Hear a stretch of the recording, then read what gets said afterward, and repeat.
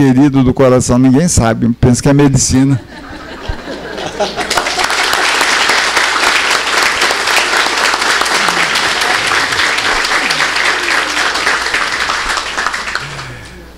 Mas onde que eu estava, Giovanni? Você me dá brincando com uns 10 anos, você vai voltar daqui a 10 anos? Eu vou embora então. Mas aí o curso de Geologia, ele teve uma participação efetiva na construção da Universidade da Selva e todos os laboratórios foram montados aqui com o equipamento da Universidade de Brasília, porque a Universidade de Brasília, na capital federal, tinha contato com as embaixadas e o reitor lá era um almirante detestado pela esquerda, pelos estudantes, o Azevedo, mas um sujeito pacato, um sujeito educado, professor de Harvard, fácil de comunicação, mas naquela época quem trabalhava no governo da Revolução era dureza, hein? Não sei como é que eu vinguei. Mas não foi só eu que trabalhei aqui, eu vou falar quem trabalhou aqui e vou acabar a minha palestra. Eu vou falar quem trabalhou aqui. Eu vou falar quem trabalhou aqui. Eu vou trabalhar quem falou aqui em homenagem a vocês. Ele chegou, eu falei, professor Azevedo, o senhor está com um curso de geologia muito bem estruturado. Na época, Brasília tem um belo curso de geologia. Eu não sei se tem algum ex-aluno de Brasília aqui. Tem? Tem? Tem um geólogo, pois é. Mas era muito bem estruturado na época, muito bem estruturado. E tinha muito equipamento. Falei, o senhor podia fazer o seguinte, a gente não podia fazer doação, é concessão. Um comodato. Vamos fazer um comodato, o senhor manda 30 microscópios, manda isso, manda para pessoal de campo, não sei o que lá. Eu acho que veio até um carro. E ele mandou. Ninguém sabe, isso não tem anotado. Na história ninguém sabe a participação do Azevedo. Entendeu? Ninguém sabe a participação do Azevedo. Agora, só para terminar, agora estou fechando. Eu poderia ficar aqui a manhã toda conversando, porque quando eu estou feliz, não tem limite. Quem participou aqui? Primeiro, Oscar Niemeyer. Existiam dois comunistas no mundo, Oscar Niemeyer e Fidel Castro. Oscar Niemeyer morreu, só ficou Fidel Castro. Ele foi o primeiro arquiteto que me deu noção de como ocupar esse cerrado, porque eu não tinha. Eu vim de escola isolada, estudei na Praia Vermelha, a melhor escola de medicina do Brasil na época, agora é a nossa. Mas naquela época... E para falar no telefone era... Não é como agora, no celular você fala em qualquer lugar do mundo, mas naquela época era difícil. Era difícil você falar no telefone. Mas depois de muito tempo consegui falar com o Oscar. Foi um negócio maravilhoso e eu vou contar aqui de presente para vocês. Oi, caiu a ligação. 2 dias depois. 2 dias depois, radional. Olha, vamos continuar a ligação. Oi, professor, oi. Uma semana depois, hoje está bom. O que foi? Professor, o senhor construiu Brasília, sim. Eu queria que o senhor, com sua experiência, fizesse uma outra universidade no Cerrado. Aonde? Em Cuiabá. E... a área de vocês, inicialmente 60 hectares, pouco, né? Falei, nós achamos muito aqui.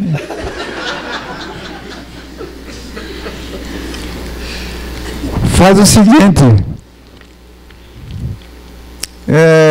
você pega todas essas informações, passa pelo meu escritório em Brasília e eu vou estudar.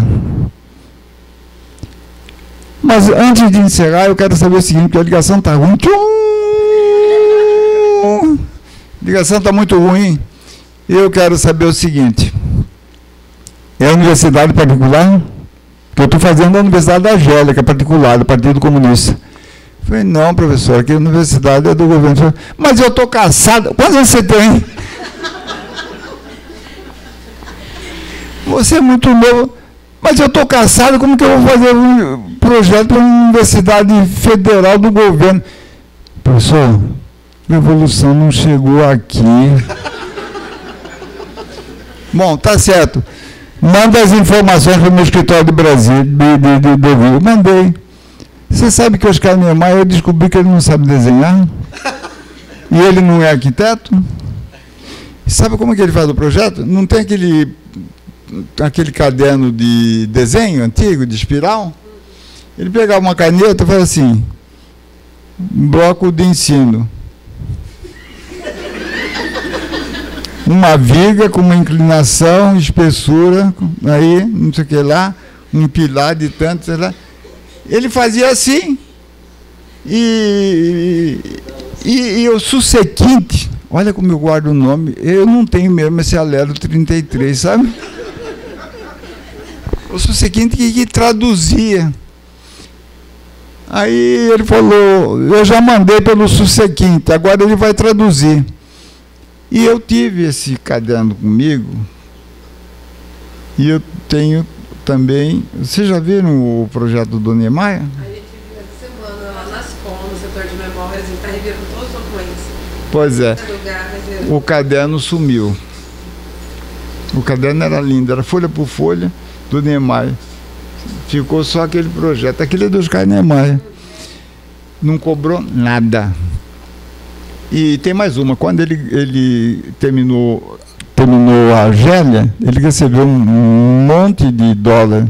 Quando ele chegou em Paris, teve um sujeito que apareceu e falou assim, olha, amigo, eu estou chegando da Rússia agora, estou com 10 filhos, não tenho um tostão, está tudo passando fome, não sei o que lá e tal. Aí ele pegou, deu todo o dinheiro para o sujeito comprar casa e comer. Sabe quem que era? Luiz Carlos Prestes. Niemeyer é uma figuraça, eu tive contato com ele, e ele era funcionário nosso. Vê se pode. Niemeyer, funcionário da ditadura. O grande cineasta, Nelson Pereira dos Santos. Já ouviram falar, né? Da Academia Brasileira de Letras. Gente, foi funcionário aqui, esse aí vivia... Tem cigarro, Gabriel? É. Dava cigarro, dava dinheiro, pagava comida, pagava... Ele que fez o filme A Conquista de Aripuanã, que está lá em casa, guardado, perdido. Silvio Schender, que era cineasta, fez um filme comigo dentro da Oca. Acabou a Oca, né? Acabou a Casa da Flauta. Nós não temos memória. A memória ficou aqui. O dia que eu sumi, todo mundo vai achar que nunca houve. De vez em quando vocês podem ver isso na TVE. A TVE tem. Pode pedir. Eu estava no Rio de Janeiro há pouco tempo, assistindo o programa TVE. Entrou PhD da Selva. O Silvio me fez a seguinte proposta. Gabriel, eu quero fazer um filme. Eu falei, mas eu não sou ator. É por isso. Eu falei, como é que vai ser? Me dá o script. Não, não tem script. Puxa vida, pensei que eu fosse louco, mas tem muito mais louco por aí. Eu quero que entrar com você na Oca, você fica sentado ali, eu ponho a câmera e fico fazendo perguntas. Claro que as perguntas não vão aparecer, vai aparecer só seu depoimento. O nome do filme, PhD da Selva. Pode procurar na Funarte. Essa universidade tem história, hein? Só que vocês não conhecem. Vocês têm que ter orgulho da história dessa universidade. Tem que ter orgulho. Eu vou fechar com Antônio Calado. Todo mundo conhece Antônio Calado, autor do Quarupi. Aliás, se alguém nunca assistiu Quarupi, pelo amor de Deus, antes de fechar o ciclo, assiste. Eu mudei meus valores o dia que eu fui ver Quarupi. Quem me levou foi o Orlando e Cláudio. Orlando é Relações Públicas, e o Cláudio era filósofo. O Cláudio ficou a noite toda bebendo e conversando comigo. Até hoje eu estou intoxicado das palavras do Cláudio. Falou a noite toda, me explicou tudo. Pois é, meu conceito de liberdade é esse conceito que a gente aprende. Ir e vir livremente. Quem que diz que ir e vir livremente é liberdade? Eu vou ali e volto, estou sujeito a levar um tiro? Que liberdade, morro de medo de ir e vir. Liberdade eu senti foi no Xingu. Liberdade é quando você chega num lugar e você não se sente um corpo estranho. Se eu for visitar qualquer pessoa, sem avisar, eu toco campainha, a pessoa entra, oh, desculpe, eu não me arrumei, não me aprontei, a casa está desarrumada. Acabou a liberdade. Então nós vivemos numa pseudo-liberdade. E veio o senhor Antônio Calado aqui. Mas ele não veio visitar o FMT, ele veio visitar a Universidade da Selva. Apareceu que eram 6h30, horário de verão. Ele, Silva Freire, Vladimir Dias Pino, João Vieira, intelectualidade. Silva Freire, aquele homenzarrão, demonstrando o poder, caçado. Aliás, essa universidade não caçou ninguém. Quem foi caçado foi na Faculdade de Direito, ela não existia. Mas esses caçados da Faculdade de Direito foram admitidos antes da anistia. Aí eu fui caçado. Pode com uma coisa dessa? Oh, meu Jesus, ninguém acredita. Vou ficar por aí porque a história é muito longa. Aí o Antônio Freire, para demonstrar intimidade, chutou a porta, abriu, falou, Gabriel, estou trazendo aqui Antônio Calado. O óculos dele, fundo de garrafa. O Antônio Calado era, ó, chegou lá, cumprimentou, falei, professor, eu sou um admirador, leio diariamente as suas crônicas no Jornal do Brasil, o seu livro. Eu falei, eu estou passando por Mato Grosso, eu vou mais uma vez no Xingu. Que quem era intelectual gostava de Utiariti. Vocês já ouviram falar de Utiariti? Agora é Sapezal. Tá bom. Terra de índio. Sapezal. Tem dono Sapezal? Pelo amor de Deus, não vamos falar em política, não. Mas apesar no meu tempo eu aprendi muita coisa no Utiariti e o Calado veio depois de conversa. Outra coisa, na reitoria servia-se uísque, não era pecado, não tinha maldade nenhuma. A funcionária traz o uísque para o pessoal. Reunião do Conselho Diretor também serviu uísque. Qualquer maldade serviu uísque. Não via nenhuma maldade. Hoje tem maldade, não? Hoje tem... Dá o quê? Não pode, coisa triste, né? Numa universidade não poder tomar uísque. No botequim da frente pode, né? Copo sujo, aquela coisa toda e tal. Nós tomávamos uísque aqui. De Tom atravessava a rua, tomava cerveja. Me contou quando tinha 100 anos. Gabriel, a aula era tão chata que eu fui lá para os alunos, vamos tomar cerveja lá, a gente discute o assunto. Porque realmente a aula é chata. Ai, meu Deus do céu, como é bom ser feliz. Aí o Antônio Calado ia se despedir. Eu falei, professor, o senhor não pode sair de Cuiabá sem falar para os nossos professores. Eles precisam te ouvir. O senhor falou tanta coisa bonita aqui que eu não tenho nem condições de repetir. Se eu tivesse condições, eu ia repetir para eles, mas eu não tenho condições. O senhor falou muito bonito, o senhor fala bonito. E o senhor é um nome. Calado olhou firme em mim, professor Paulo, e falou assim, você sabe os riscos que você corre? Eu falei, sei. Então eu falo. Falei, professor, não tem auditório, não tenho ginásio, eu não tenho anfiteatro, eu não tenho nada. O senhor aceitaria, imagina, um palestrante como o Calado, Antônio Calado, escritor, um homem fantástico. Caçado, hein, gente? Caçado, aqui dentro. Aqui só vivia caçado. Por isso que essa universidade é livre. Porque a origem dela é caçada. Ela mesma foi caçada. Então ela é forte. O Antônio Calado foi, e eu fiz a proposta seguinte. O senhor fica lá embaixo, e eu vou aproveitar da piscina, aquela aqui bancadazinha, e vou colocar alunos e professores, e o senhor fala no microfone. Não era com essa técnica de hoje, o microfone era...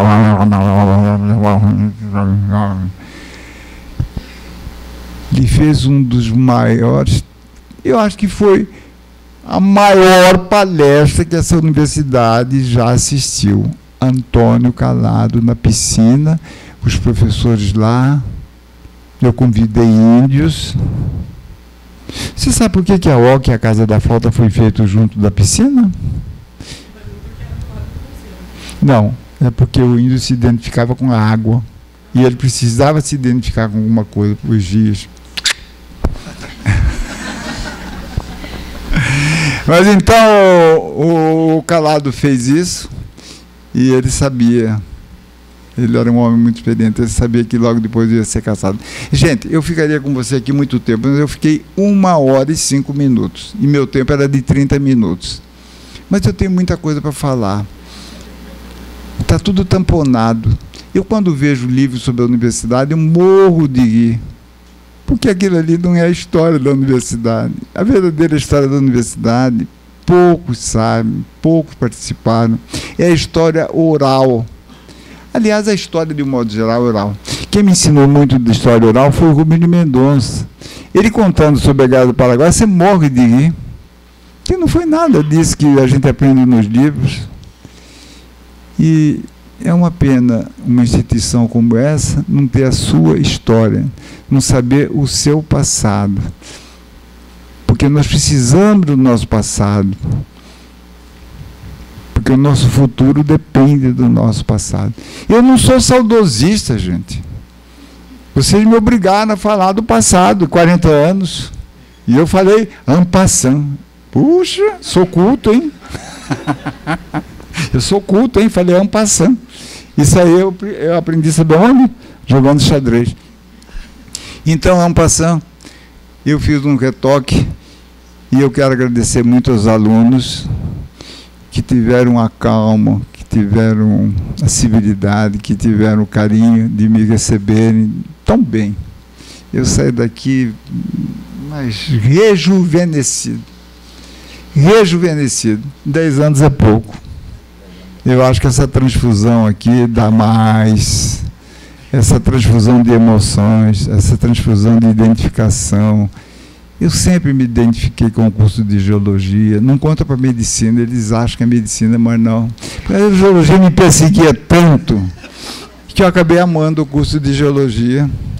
Porque é assim, dava tanto em cima de mim, era tanta porrada aquele curso de geologia, que eu acabei gostando. Diz que mulher malandro gosta de apanhar, não? Era um curso assim que todo dia eu perguntava qual é a reivindicação do dia, qual é o rolo do dia, qual é o pedido do dia, pedidos incríveis, etc. Mas eu amo o curso de geologia e eu vejo nos alunos hoje assim um perfil bem diferente, inclusive mesclado. Porque os cursos tinham perfis, por exemplo, o curso de nutrição era feminino. E falava, gente, não pode. Você pensa que nutricionista é para fazer sopinha para beber? Não é, não. Não é para trabalhar na UTI fazendo sopinha para beber. Tem que ir para o Cuiabá Santarém, Transamazônica, grandes empresas, etc. Tem que ser nego parrudo. Enfermagem era curso de menina. Você já conseguiram colocar um paciente numa maca? Eu até os 40 anos não conseguia. Depois eu falei, eu vou parar, senão eu vou ter uma hérnia aqui. Parei. Hoje eu não coloco mais, não. Precisa ter força. Então, por exemplo, cursos de perfis, né? Nutrição tem que ser feminino, enfermagem era feminino, medicina era masculino, não é mais, agora é mais feminino e de outros gêneros. E vai embora. Mas olha, vocês são maldosos, hein? Eu vou parar. Mas olha, eu quero agradecer a todos aqui, a começar da nossa Márcia, nossa aluna de 1982, agora aposentando, imagina. A mesa, os professores antigos, os professores novos, as autoridades e principalmente os estudantes. Os estudantes que estiveram aqui, eu acho que maciçamente. Muito obrigado a vocês, mas muito obrigado mesmo desse coração aqui tão maltratado. Meu coração não vale nada, o que vale é aqui. Todo mundo, jogador de futebol, quando faz gol, não sei o que lá, beija. Tem que beijar a hipófise. Muito obrigado.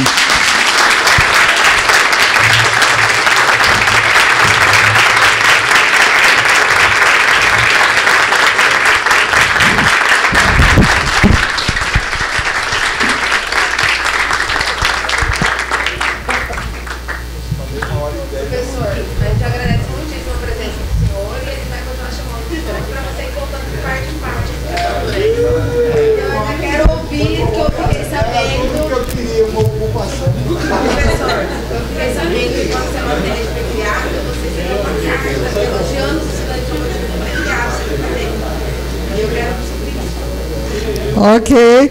Valéria, eu faço uma proposta, né, de que nossa programação da manhã, ela inclui ainda uma palestra do professor Jaime Leite, que vai falar a nossa contribuição do curso de Geologia no desenvolvimento do conhecimento geológico do Estado de Mato Grosso. Ele vai tentar fazer 40 anos em 40 minutos. E nós temos uma visita ao Museu de Rochas, Minerais e Fósseis, e os alunos estão com banners para mostrar as pesquisas atuais, né? Então, eu não sei se vocês têm essa disponibilidade para toda a atividade, né? Mas vamos manter, então, a palestra agora. Então, eu tenho a honra de agradecer vocês, pedir que se desfaça a mesa, e eu chamo o professor Dr. Jaime Leite, que foi formado em 79 na Universidade Vale do Rio dos Sinos, veio para Nortelândia em 1980 com a Promisa para trabalhar com prospecção minerais, né, de diamante em Nortelândia, e foi admitido no dia 1º de maio, Dia do Trabalhador, em 1980, como professor na UFMT. Concluiu o mestrado em 1986 na Universidade Federal do Rio Grande do Sul, doutorado em 97, com sanduíche na Universidade de Western Austrália. E o título da palestra, 40 anos de fundação do curso de Geologia da UFMT, a história que estamos construindo. Professor Jaime.